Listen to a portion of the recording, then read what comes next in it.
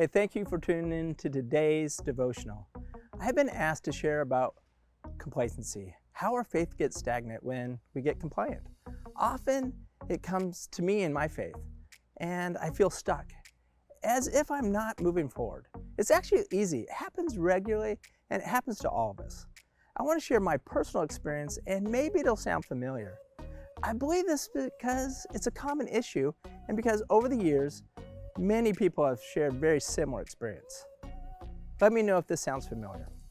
When I first accepted Christ, I was on fire. Every sermon, every message spoke right to my heart.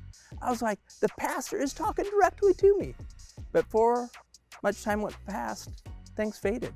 It rarely happened. I concluded I must have outgrown the pastor's teaching. I need a pastor who can better feed me. One with greater knowledge, because it couldn't be me. But I didn't want to leave my church, my family, and my friends all attended there. So after a little bit of investigation, I found a preacher on the radio who spoke to me, spoke right to my heart. But then again, after some time, things faded. So now I turned to Bible studies, prayer. I started strong, but soon I've become complacent again. When I talked with the Bible study leader, he answered me with, I want you to lead next week's Bible study. Talk about being scared to death. He wanted me to teach others? No way. Of course, he knew exactly what he was doing. All my Christian walk was about being fed, people feeding me. I wasn't feeding myself. I wasn't challenging myself. I did not own my own faith. To defeat complacency, you have to take ownership of your own growth. Complacency comes, but I discovered secrets to getting out of my rut. I discovered how to move forward. And that I discovered in 1 Corinthians 9:24-27. In the NIV, it's titled, The Need for Self-Discipline.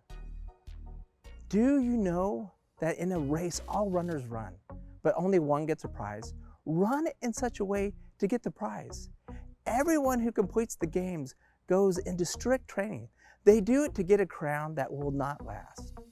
But we do it to get a crown that will last forever. Therefore, I do not run like someone running aimlessly. I do not fight like a boxer beat in the air. No, I strike a blow to my body to make it a slave, so that after I have preached to others, I myself will not be disqualified for the prize. Spiritual growth is the same thing as being an athlete. You see athletes do training to stay where they are. They don't do that. They train to continue to get better. They train to be the best they can be. It's the same for our faith, our relationship with Christ. If we want our relationship to grow, to strengthen, we have to be all in. Praying daily, studying daily, and being part of a body of believers. Our pastors cannot do it for us. We have to be like an elite athlete. We have to push ourselves, challenge ourselves if we want to grow, to break the chains of complacency. Thank you, and God bless.